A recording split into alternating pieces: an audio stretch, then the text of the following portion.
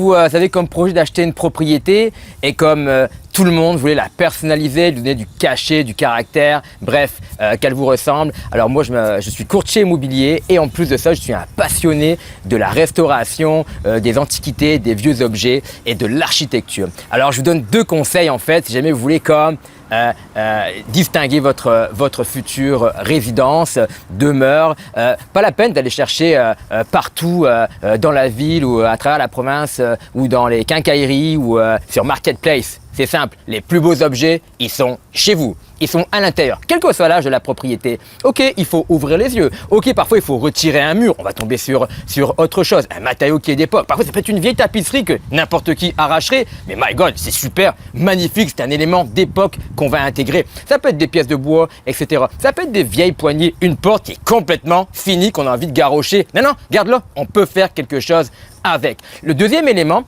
aussi que les gens osent pas trop, qu'on voit pas beaucoup, c'est mixer les styles. Ok, faire une maison qui est 100% moderne, ça n'a pas de vie. Puis parfois on est trop dans l'antiquité. On prend les objets d'aujourd'hui, les matériaux d'époque, on prend les matériaux de l'année, de la conservabilité, même plus vieux. On les mixe ensemble. Ça va donner une propriété, les gens vont arriver chez vous, vont faire waouh, mais comment t'as eu cette idée-là? Puis c'est une maison qui a de la vie, qui a de l'histoire, etc.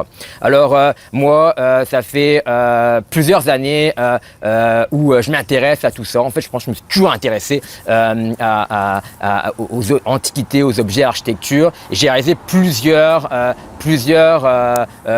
projets. Sur une fontaine, donc je suis sur une loge en pierre accompagnée d'une fontaine ici qui date du XVIIIe siècle. Ensuite c'est une réalisation d'un artisan qui est juste là, donc en mixant tout ça j'ai réussi à donner une deuxième vie finalement à des objets qui étaient perdus un peu partout. Et ça a donné un résultat qui est super. Donc je vous encourage tout simplement à sortir des sentiers battus et puis go!